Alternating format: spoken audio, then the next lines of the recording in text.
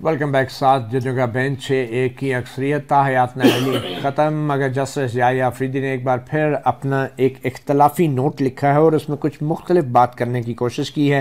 बज़ाहिर जस्टिस याहिया अफरीदी ने मुख्तसर नोट के अंदर कहा है कि जो सुप्रीम कोर्ट ने समीउल्लाह बलोच केस में पहले फ़ैसला दिया था कि नाअहली उस वक्त तक रहेगी जब तक अदालती फ़ैसला फील्ड में है, तो वो गलत नहीं था। और ये जस्टिस याहिया अफरीदी कई साहब कहना क्या चाह रहे हैं, मतलब इसमें इख्तलाफ तो कर रहे हैं, समीउल्लाह बलोच के फ़ैसले को भी वो कह रहे हैं वो दुरुस्त था कि ये ताहयात रहेगी, लेकिन साथ कह रहे हैं कि समीउल्लाह बलोच के फ़ैसले में ताहयात नाअहली नहीं थी, उसमें भी उस वक्त थी जब तक फ़ैसला बरकरार था। नहीं, वो ये कह रहे हैं कि 62(1)(f) में ताहयात नाअहली नहीं है, लेकिन वो कह रहे हैं ये उस वक्त तक नाअहली है जब तक कि किसी अदालत का फ़ैसला मौजूद है। हाँ। अब समीउल्लाह बलोच वाले फैसले में तो रिव्यू भी खारिज हो चुका, वो तो फाइनलिटी अटेन कर चुका है। ठीक है, तो इस तरह से वो एक तरह कह रहे हैं कि ताहयात नाअहली नहीं है, लेकिन अदालत को इख्तियार है कि वो ताहयात नाअहल कर सकती है। ठीक है, क्योंकि समीउल्लाह बलोच की इंटरप्रिटेशन तो ऐसे ही बनती है। अब ये एक देखने वाली बात है कि वो इसमें क्या रीजनिंग जो है वो उनकी इस डाइसेंडिंग नोट के अंदर आती है, क्योंकि सुप्रीम कोर्ट के 6 जज साहिबान जो हैं वो तो बिल्कुल मुख्तलिफ व्यू ले रहे हैं। क्या ये भी रहे हैं कि ताहयात नाअहली 62(1)(f) में नहीं है, लेकिन वो जजमेंट लॉ के जरिए जो है वो उसको कहते हैं कि ये हो सकती है। ठीक है, बहरहाल जी एक तरफ तो ताहयात नाअहली ख़त्म हो गई है, मगर दूसरी तरफ कुछ सियासतदानों जमातों पर शायद अरसा हयात भी तंग किया जा रहा है। नाअहल तो नहीं हुए मगर अमली तौर पे बड़ी शिकायत हैं, और इलेक्शन कमीशन के किरदार के हवाले से भी और अदलिया में भी एक मुकदमात का अंबार है जो ख़ास तौर पे तहरीक इंसाफ की तरफ से लगाया गया है। और लेवल प्लेइंग फील्ड के हवाले से आज सुप्रीम कोर्ट में भी कुछ कार्रवाई हुई है, और उसी से मुताल्लिक़ हमें कुछ देर में ज्वाइन करेंगे साबिक़ सेक्रेटरी इलेक्शन कमीशन हैं कंवर दिलशाद, उनसे भी हम बात करेंगे। मगर लेवल प्लेइंग फील्ड के हवाले से क्यूम सदीकी साहब, एक तो मैं जानना चाहूँगा सुमरो साहब से, जो सेनेट में करारदाद मंजूर हुई थी जिसकी वजह से अब खदशात पैदा हो रहे हैं, तो उसके बाद तो मौलाना फजल रहमान का भी एक इंटरव्यू आ गया, उसको भी हम चाहेंगे कि वो हम क्योंकि मौलाना फजल रहमान साहब जो हैं उनको भी ये खदशा है कि ये उनके लिए लेवल प्लेइंग फील्ड नहीं मिल रही। तो हम सुनते हैं मौलाना फजल रहमान साहब क्या क्या। जी एमबी सोमरो साहब, कैसे देख रहे हैं पहले सेनेट में करारदाद जिसकी बज़ाहिर मुखालफत की भी गई और कोरम भी निशानदेही नहीं की गई, अब मौलाना फजल रहमान भी ये कह रहे हैं, तो आपको क्या? मौलाना फजल रहमान तो वाज़े तौर पर कह रहे हैं कि ये जो करारदाद मंजूर हुई है वो ये हमारे मौक़िफ़ की तायद है। मसला ये है कि जो दो बड़ी जमायतें हैं PMLN और पीपल्स पार्टी, ये मेरे हिसाब से ये दोहरा मयार इन्होंने अख्तियार किया हुआ है। अब मैं आपको फ्राइडे के डे के इजलास का बताऊं, 46 मेंबर की हाजिरी है, उस दिन इजलास में मौजूद थे। तो 46 जब ये करारदाद मंजूर हो रही है, 32 मेंबर अचानक गुम हो जा रहे हैं और 14 मेंबर बाकी रहे हैं। सेनेट का इजलास जुम्मे की नमाज से पहले एजेंडा खत्म हो चुकी थी सारी की सारी, तो उसको खत्म हो जाना चाहिए था, उसके बावजूद सेनेट चेयरमैन ने रखा। मैं आपकी तरफ सुमरत साहब भी आऊँगा, और ये बड़ा अहम आपने नुक्ता किया है। हमें टेलीफोन लाइन पे ज्वाइन किया है कंवर दिलशाद, साबिक़ secretary election commission. Kanwar Dilshad साहब, सेनेट की करारदाद के हवाले से तो हम जानते हैं, आप ये समझते हैं और हम भी ये मानते हैं इस बात को कि एक ऐवान बाला है और उसकी करारदाद का इज़्ज़त और एहतराम है, गो कि कानूनी तौर पर वो नाफिज़ुल अमल उस तरीके से नहीं हो सकती जिस तरीके से एक पार्लियामेंट कानून मंजूर करती है और उस पर नफाज भी करती हैं। तो आप ये बताएं कि ये कहा जा रहा है कि इलेक्शन कमीशन के सेक्रेटरी ने इस्तीफ़ा दे दिया है, और आज लतीफ़ खान खोसा ने भी कुछ बातें की हैं कि अभी मज़ीद इस्तीफ़े भी आएंगे। हम चाहते हैं कि पहले वो लतीफ़ खान खोसा साहब को आप सुन लें और फिर कंवर दिलशाद साहब हम आपकी तरफ आते हैं। आज सेक्रेटरी ने इस्तीफा दे दिया है, इलेक्शन कमीशन के कल दिया है, अब कुछ अच्छा हुआ है तो कुछ और भी सुना है, इस्तीफे आ रहे हैं।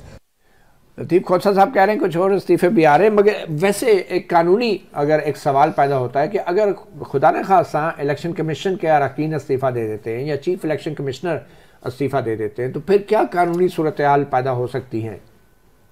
ये बड़ी खबरें तो गर्दिश कर रही हैं सोशल मीडिया पर भी। ज़रा सोशल मीडिया के आप अपने होते हैं प्लांटेड किस्म के तबसरे भी आते रहते हैं, लेकिन उसमें सबसे बड़ी अहम बात यह है कि सेक्रेटरी इलेक्शन कमीशन पाकिस्तान जो थे मिस्टर उमर हमीद बड़े अपराइट ब्यूरोक्रेट हैं, और मेरे से बहुत जूनियर थे मुझसे वो, और लेकिन उनकी बहुत ही ईमानदार और दयानतदार शख्स रहे हैं और अच्छा कंट्रोल रहा है। लेकिन मसला यह है कि वो बीमार हैं, वो तकरीबन मैं खुद उनको देख रहा था, तकरीबन 6 महीने से वो मुसलसल बीमार हैं, छुट्टियां ले रहे हैं, फिर हॉस्पिटल जा रहे हैं। जब भी कोई अहम मसला पेश आया तो फौरी प्रेशर नहीं कबूल कर सकते थे, इमीडिएटली फेड हो जाते थे। ये मैंने खुद भी देखा है। और चीफ इलेक्शन कमीशनर साहब ने भी जब कभी हमसे रस्मी उनसे मुलाकात होती थी हमारी, तो वो भी कहते थे कि आदमी बड़ा अपराइट है, बड़ा इंटेलिजेंट है, ड्राफ्ट भी बहुत शानदार करता है इंग्लिश की, लेकिन बहरहाल कुछ बीमारी की सूरत हाल है। तो अब ये बीमारी की सूरत हाल देखा है, इलेक्शन हो रहे हैं, टेंशन हो रही है, तो बेगम साहबा ने भी यही मशवरा दिया है कि जी आप अपना आराम करें, रेस्ट करें, मेडिकल लीव पर चले जाएं। तो वो इन्होंने इस्तीफा जो दिया है वो अपने मेडिकल लीव के मुताबिक ही दिया है कि मैं इस्तीफा देता हूँ, लेकिन चीफ इलेक्शन कमीशन ने एहतराम करते हुए उनको मेडिकल लीव करार दे दिया। कंवर साहब, सेक्रेटरी इलेक्शन कमीशन का ओहदा कितना अहम होता है, और अगर खुदा न खास्ता ये ओहदा खाली हो जाता है तो इलेक्शन की जो तैयारियां हैं अमली तौर पे, अगर कानूनी तौर पे ना भी सही तो अमली तौर पे कितना असर पड़ता है इलेक्शन की तैयारियों में? नहीं, आप दुरुस्त फरमा रहे हैं, और आप इलेक्शन के तमाम प्रोसीजर आप हमारे साथ थे और आप बेहतर जानते हैं। उसमें सेक्रेटरी इलेक्शन कमीशन का बड़ा अहम किरदार होता है। सेक्रेटरी इलेक्शन कमीशन जो होता है वो बाकायदा इलेक्शन कमीशन के तमाम हकामात पर अमल दरामद कराने की जिम्मेदारी होती है। इलेक्शन कमीशन हुक्म जारी करता है, उस पर अमल दरामद कराने की जिम्मेदारी सेक्रेटरी इलेक्शन कमीशन पे ऐड होती है। तो तमाम अपने डिस्ट्रिक्ट रिटर्निंग ऑफिसर, इसके 12 लाख 15 लाख का जो पोलिंग स्टाफ है, वो सारी जो है उसकी इंतजामी सलाहियतें जो होती हैं वो सेक्रेटरी के इर्द गिर्द घूमती हैं। तो सेक्रेटरी का बड़ा अहम रोल होता है। लेकिन बहरहाल अब इन्होंने अपने एक एडिशनल सेक्रेटरी हैं आसिफ, हाल मैं उनको नहीं जानता, लेकिन बहरहाल सुना है कि वो भी डीएमजी ग्रुप से रिटायर्ड आदमी आए हैं, तो उनको वो फिलहाल उनको चार्ज दिया गया। लेकिन नजर ये आ रहा है कि उमर हमीद साहब इलेक्शन तक नहीं आएंगे, इलेक्शन के बाद वो 10 फीसद कबूल हो जाएगा। वो बीमार है, वो इसलिए तो हकीकत है। लेकिन सेक्रेटरी का ओहदा बहुत इंपॉर्टेंट होता है और सारा इलेक्शन कमीशन उसके इर्द गिर्द घूमते अमल दरामल करता है। मैं खुद, आपने मेरा रोल देखा होगा, मैं 10 साल स्पोर्ट्स पर्सन भी रहा, फेडरल सेक्रेटरी भी रहा, तो सारा इलेक्शन कमीशन आप जैसे दोस्तों के साथ हम चल के चलते थे। तो बेहतरीन इलेक्शन कमीशन का सेक्रेटरी का बड़ा अहम रोल होता है। अच्छा कंवर साहब, चीफ इलेक्शन कमिश्नर या मेंबरान भी छुट्टी पे जा सकते हैं या तबीयत की नासाजी के बाद इस्तीफा दे सकते हैं? ऐसी सूरत में क्या होगा आईनी और कानूनी तौर पर? देखो, ये अथॉरिटी अमेंडमेंट में इलेक्शन कमीशन को बेबस कर दिया गया। इलेक्शन कमीशन में अगर इस तरह के कोई बुरहान पैदा होता है तो वाकई आईनी बुरहान पैदा होने के खदशात मौजूद हैं।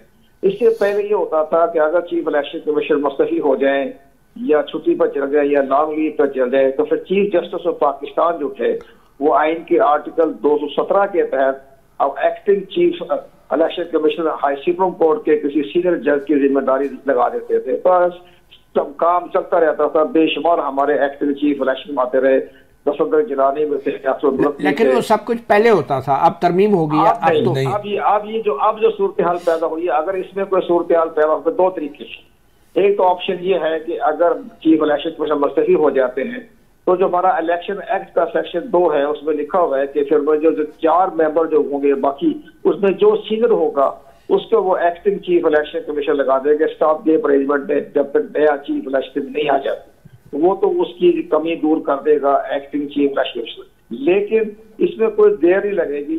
जो लीडर ऑफ द हाउस जो है शहबाज शरीफ है साबिक, और साबिक भी लीडर ऑफ द अपोजिशन राजा रियाज हैं, वो 5-10 मिनट में जिस शख्स को मिलाना चाहेंगे तो आधे घंटे में। लेकिन राजा रियाज तो अभी नून लीग का हिस्सा बन चुके हैं, वो किस हैसियत में लीडर ऑफ अपोजिशन बन जाएंगे?